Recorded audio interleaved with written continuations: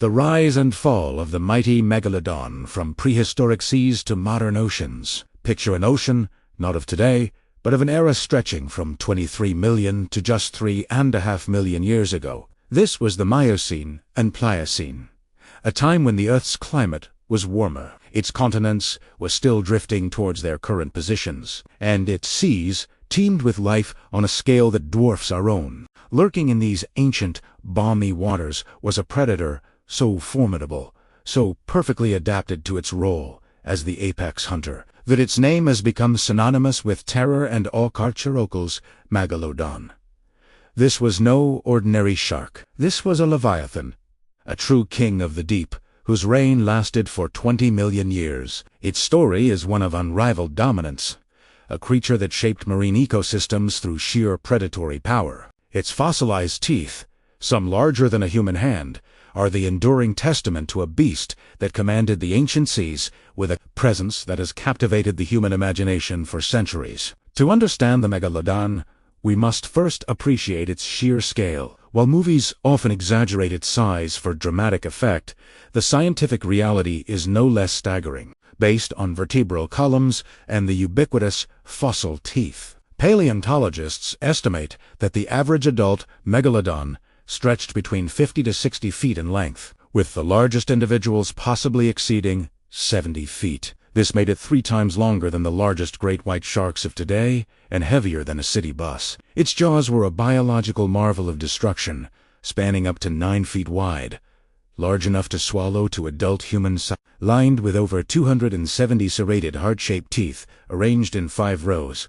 This maw was designed for one purpose: to inflict catastrophic damage. The bite force of a megalodon is estimated to have been one of the most powerful in the history of life on Earth, capable of crushing the skull of a prehistoric whale as easily as we might bite into an apple. Its very skeleton, composed of cartilage rather than bone, made it a lighter, more agile hunter than its bulk would suggest, a silent titan gliding through the water. The world the megalodon inhabited was a veritable buffet for a soup. It roamed the warm, shallow coastal waters of every continent except Antarctica. Its fossils discovered from the Americas to Europe, Africa, and Asia.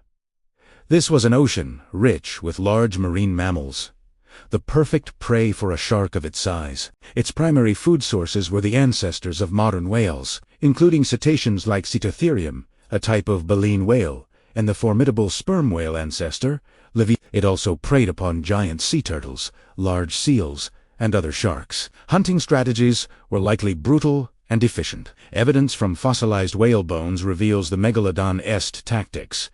Deep gouge marks on vertebrae and flipper bones suggest it would first immobilize its massive prey by biting off their fins, then deliver a killing blow to the chest cavity or head. It was a calculated, powerful hunter, not just a mindless eating machine. It occupied the highest trophic level. The undisputed apex predator, a keystone species whose presence dictated the behavior and evolution of countless other marine animals for millions of years. For 20 million years, the megalodon's dynasty seemed unshakable. It was the ultimate survivor, adapting and thriving through significant climatic and geological shifts. So, what could possibly bring down such a colossal ruler? The downfall of the megalodon was not a swift, singular event, but a slow, creeping extinction driven by a changing world to which it could not adapt. The beginning of the end started around 5 million years ago, with the onset of global cooling. As the planet entered a cycle of ice ages, vast amounts of water became locked up in polar ice caps, causing sea levels to drop dramatically.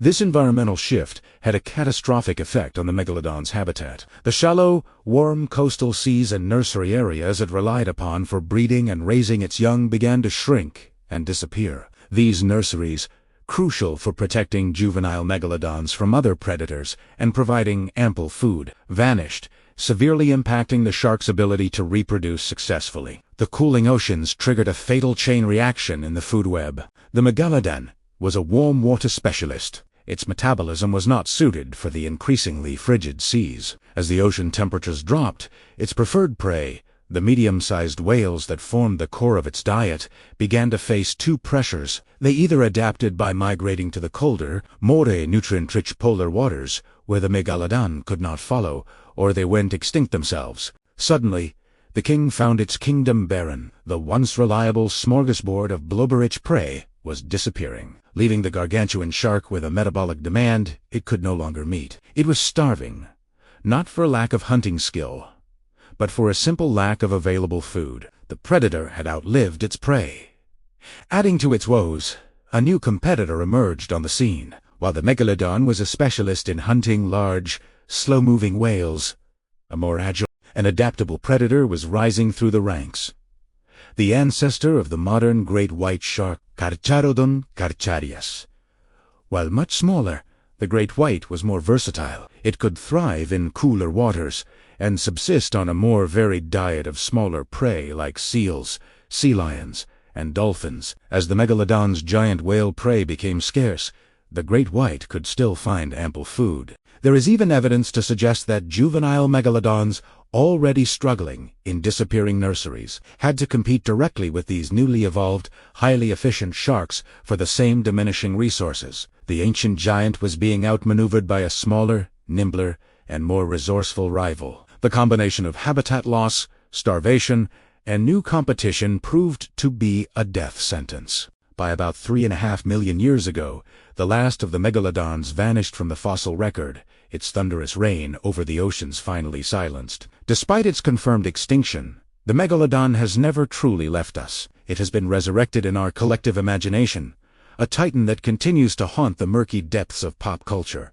From blockbuster films that pit it against modern-day heroes, to sensationalist documentaries that propose its continued survival in unexplored trenches, the megalodon has become a modern myth. The idea that a creature so immense could still be hiding in the 95% of the ocean that remains unexplored is a tantalizing, if scientifically baseless, thought. This fascination speaks to our primal fear and respect for the raw power of nature, and our enduring curiosity about the mysteries the deep sea holds. Every time a new, giant squid washes ashore, or a strange sonar reading appears on a screen, the whisper of megalodon returns. The scientific community is clear.